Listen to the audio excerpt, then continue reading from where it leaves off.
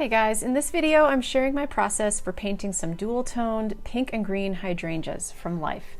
I've set them up under a separate light while my easel and palette are lit indirectly from another light source. Since I'm working in a tiny temporary studio at the moment, I don't have many options for backgrounds or for elaborate still life setups, so I've just put one of my toned wood panels behind the hydrangea as my backdrop, and I actually really like that color. I'm working on a Raymar L64 fine weave linen panel. I love these panels for their smoothness, and they're just so buttery to paint on. To get started, I use vine charcoal to block in my big shapes and get an idea of where I want those shapes positioned on the canvas. The vine charcoal is nice because if I don't like my design, it rubs right off. You'll notice I'm trying to make the shapes angular rather than round. I know those hydrangeas really look spherical, but working with angles rather than curves tells us more about the overall form or planes of our subject. Once I'm happy with my loose drawing, I start mixing up some middle value earth tones for the shadow side of that biggest bloom, and I put some test color up there to start. I also add some lime greens into the mix and add that in wherever I happen to see it in my setup, which is actually kind of all over the place. And from there, it's not long before I dive into some of those bright pinks. One of the hardest things about painting these colorful flowers is that we want to jump right into vibrant color, and if we're not careful, the color can get a little bit out of control. So it's important to distinguish between local color, what that thing actually is, what color it actually is, versus what color it is in that specific lighting. So what I end up finding is that there are only a few areas of the painting with truly bright, straight out of the tube chroma. The rest of it is going to be a darker, more grayed down version of that color that we're seeing because it's either turning away from the light and into the shadow, or it's being hit directly by the light and therefore has more white in the mixture. Now for my block in here, I know all of this, right? But I'm using fairly high chroma colors, those pinks and those greens. However, I know that as I go along, so most likely I'll be doing some blending and the colors are going to naturally lose some of that vibrance through the painting process. But that is still something I'm trying to keep in mind, not to get too crazy with those colors in the block-in stage.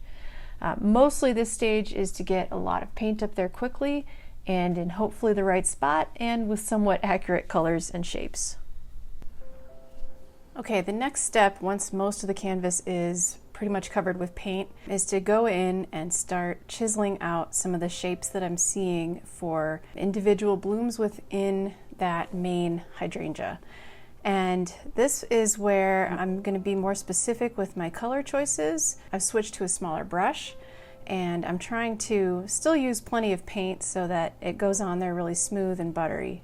My intent with this is to spend plenty of time on just a few key sections of this flower, making sure that a few of those areas are going to be more finished than others, and as the flower turns more into the shadow, there's going to be less and less detail. At least that's my goal.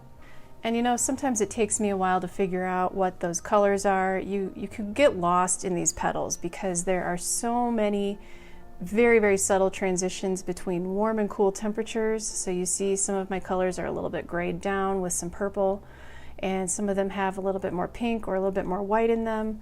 And then I'm also trying to capture the shape of each individual flower, where it gets darker towards the center and lighter as it fans out towards the light.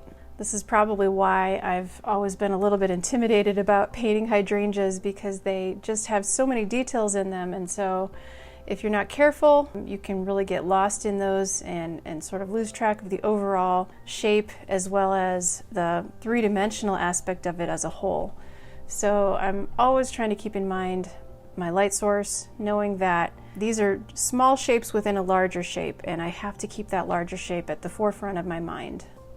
Once I'm fairly happy with those three main ones that I've put in on the bigger bloom here, I can start to go in and add more color and more shapes into the rest of that flower. And I'm doing that in a style that's just a little bit looser and more painterly.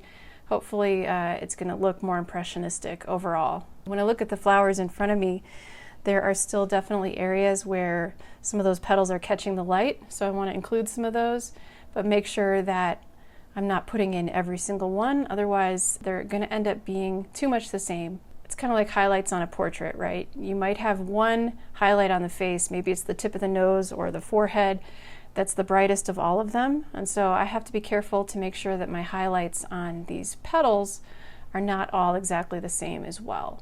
There should be one or two that are really dominant, and then everything else sort of becomes a little bit lesser.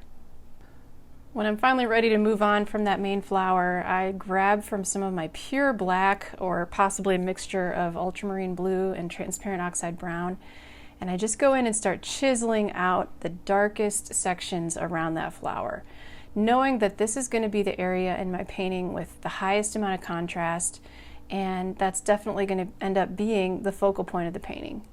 You'll notice here I've sort of created a bridge between the main flower and that flower behind it.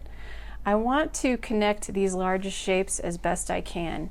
So even though, as I recall, looking at the flowers from life, they were kind of all separate from each other, even though that was the case, I wanted to bring them closer together so that they would harmonize as one unit. And so the shapes would just kind of flow into each other. My background had a lot of transitions it went through, partially because I'm working on a very smooth canvas, and so finding that just using a brush wasn't going to cut it. So even though I started with kind of this base of some browns and some, I think, green gold in there, I found eventually later on that the texture that I wanted was something I could create with a palette knife instead of a brush. And then moving on to some of the other blooms, the less important ones, I guess, or the supporting actors in this painting, I'm finding that I'm using pinks that are not quite as vibrant as the pinks that are in that main flower. There's a lot more green, a lot more purple, and a lot more white, because those are a little bit higher up and closer to my light source. I sort of paint these one brush stroke at a time, doing very little actual blending, except in areas where I want it to be less defined. And by chipping away with individual brush strokes, that can create the effect of having all of those individual little petals on there.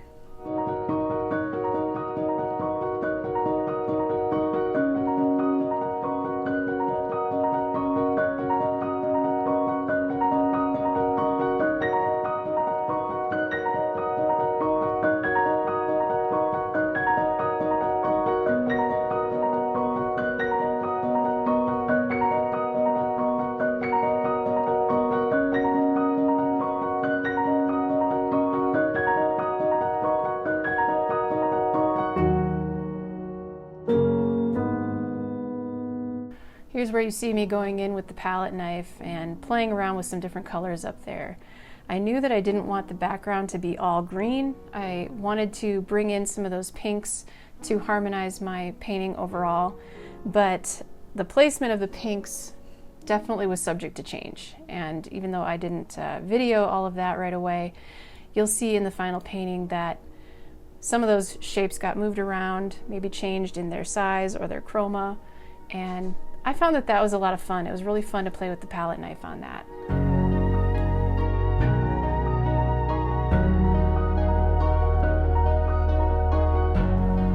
So here's my final painting, and my takeaway from this one was to just let some things go. Let them not look exactly like what's in front of me.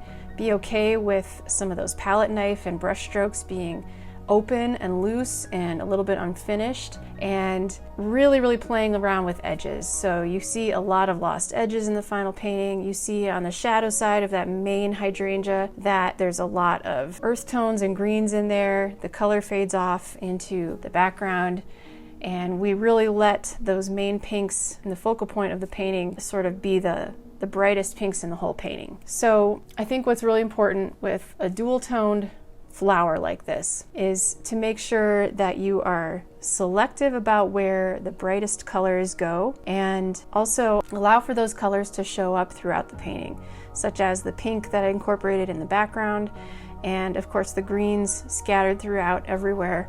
So this painting really is about pink and green and how those colors play off of each other, what they're like when they're in the light, what they're like when they're in the shadow, and just what a beautiful combination they can make overall.